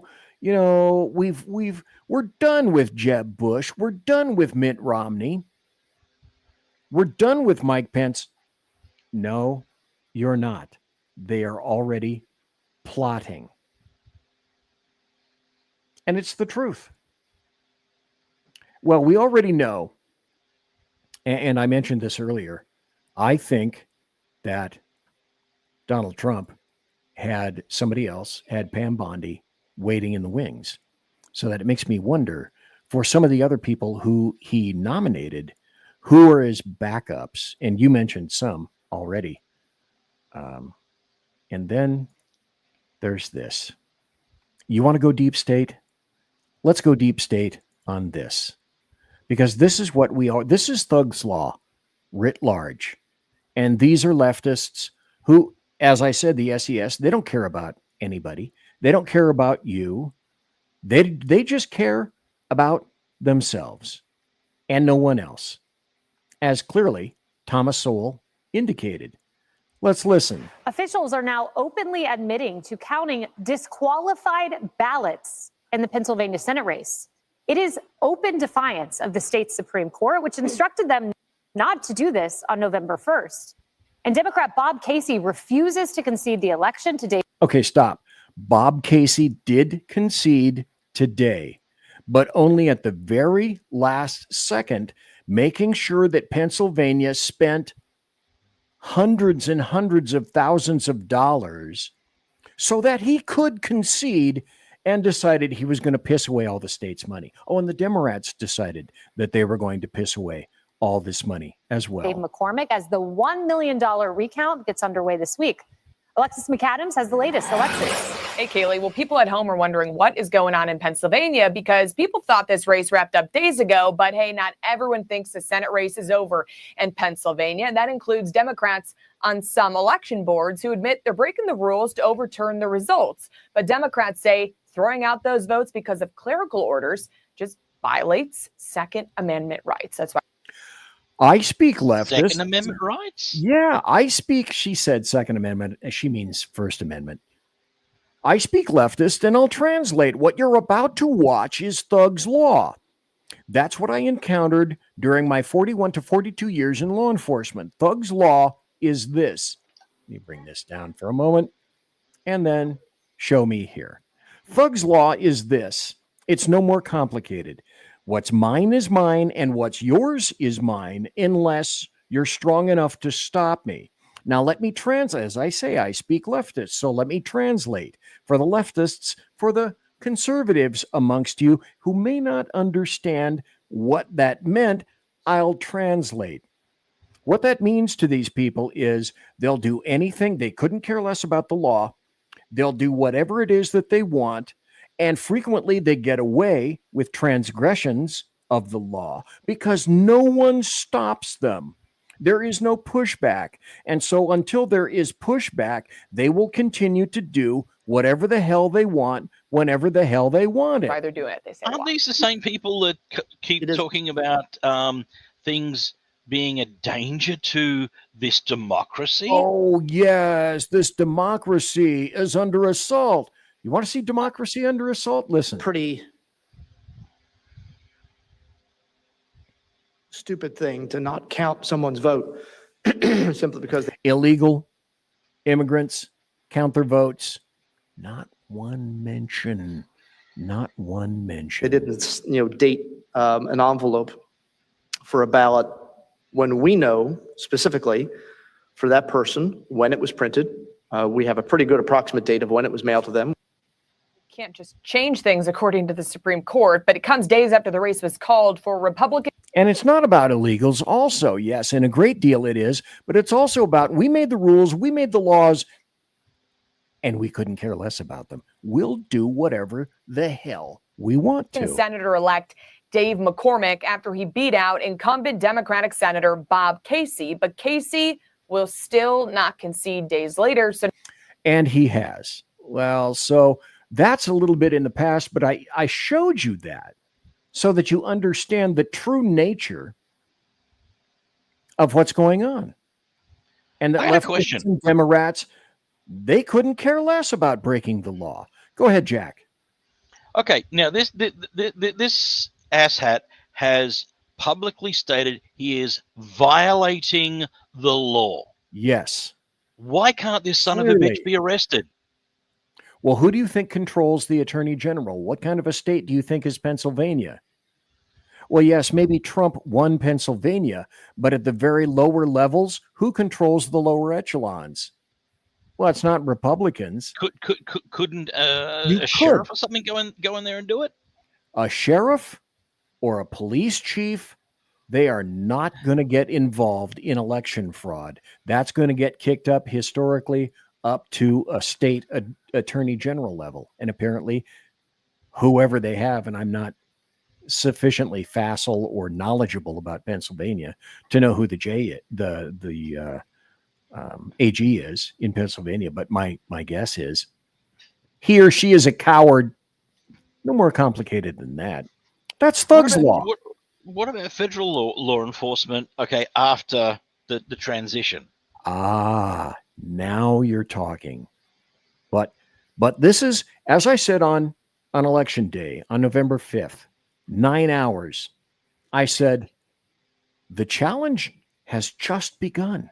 It's just started because there will be pushback unlike anything we have ever seen, because these people's lives are at stake. Their power and control and their money is at stake. And here's an article that illustrates what I said. Bob Casey did, in fact, concede. The Democrat conceded to David McCormick in the Pennsylvania Senate. So we keep a Senate seat, which is a positive thing, a good thing. But Thug's Law continues. I got about 4 more minutes before the end of the show, so I'm going to have to go through these fairly rapidly. Mayorkas and Wray, Alejandro Mayorkas and FBI Director Christopher Wray intentionally failed to show up in what is traditionally a hearing, and they don't want to be answerable to anyone. That, again, is part of the massive deep state. Now, this is interesting. The Washington Post, and watch and listen how they craft this. This will be the last article for the night. Trump ignores transition rules. It's a hostile takeover, ally says. So, since his victory, Trump has ignored many of the rules and practices intended to guide a seamless transfer of power and handover of the oversight of 2.2 million federal employees, whom, with luck, a good bagful will be fired if they decide they're not going to show up back for their 5-day at work day, because that's what we pay them for. His team considers hundreds of potential appointees for key jobs, so he's declined to let the Federal Bureau of Investigation check for potential red flags and security threats to guard against espionage, relying on private campaign lawyers for some appointees and doing no vetting at all for others. The transition team is considering moving on his first day in office to give those appointees blanket security clearances, according to people familiar with the discussions who spoke on the condition of anonymity to disclose private conversations. Stop. This is where BZ comes in. He feels betrayed, and he was betrayed. Let's go back to Dianne Feinstein, who had a Chinese spy in her office.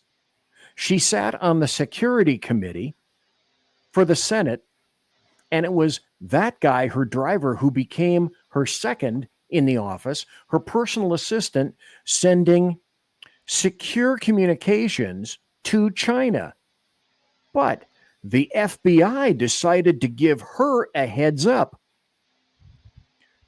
a courtesy, which is what the FBI decided not to do with Trump when it was that they believed that perhaps Russians had somehow infiltrated his campaign. Trump got none of that. No considerations and an investigation immediately.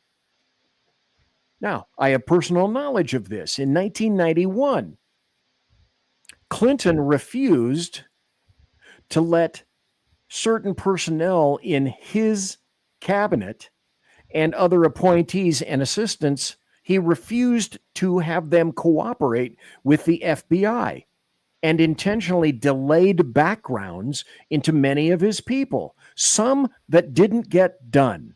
I happen to know that. So it's interesting to contrast and compare this with what is occurring now. Jack Alexander, I'm going to have to go away. Is there anything that you would care to say in respect to the deep state and or what's happening right now, or what may happen in the future, sir? Oh, look, it's going to be a wild ride, no matter which way it goes. I mean, the left are going to continue throwing their temper tantrums. Thank goodness for the 4B women who are on their sex strike. Finally, conservatives can have, can start repopulating the country with God-fearing children again. Well, and we can readily identify them. Look, a moron right there. That means we won't be copulating with that unit. On the other hand, that's good because that unit won't have to have an abortion. Yep. My biggest concern at the moment is the social media laws changing here. I am thankful that Donald Trump got elected, because if these laws, when these laws go into effect here,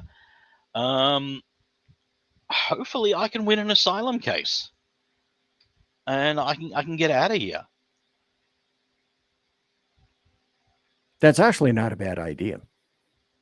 As an oppressed class, an individual that the government is actively going after, that makes perfect sense. I mean, our ruling party, our majority party here at the moment is so in bed with China. It is unbelievable. So many of the senior Labour Party members speak fluent Chinese. Great. And are always over there and they're negotiating in Chinese. So it's very hard for Australian journalists to pick up on the conversation until they've taken that recording and gone found a translator to translate. By then, the damage is done.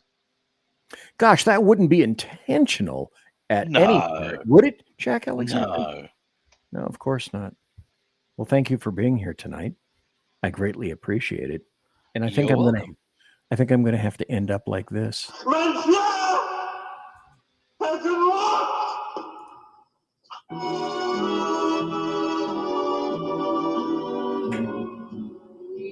So, ladies and gentlemen, boys and girls, children of all ages, thanks for listening to BZ's, that's me, Bloviating Zeppelin's Berserk, Bobcat, Saloon radio show, live and direct right here on the SHR Media Network. Promotional consideration, my standards, and I don't have a paywall.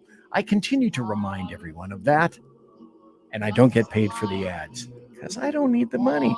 Promotional consideration is by the Lockheed Martin Skunk Works, also by Shure and Electro Voice microphones, by Arrakis boards, and also by Pratt & Whitney engines that are featuring thrust.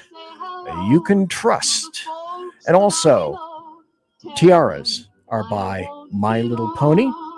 And also, my thanks, very briefly, only for a microsecond, to the Allahu Snack Bar, a little bit of Mohammed in every bite.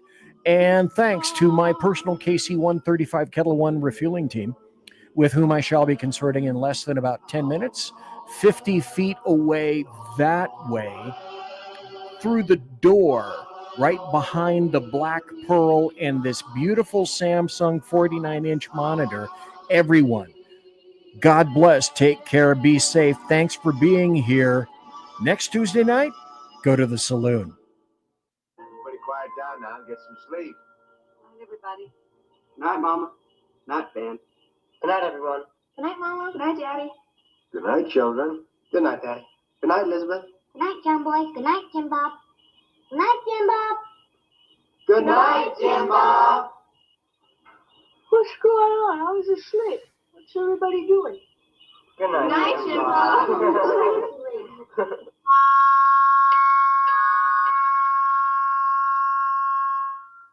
Good night and good luck.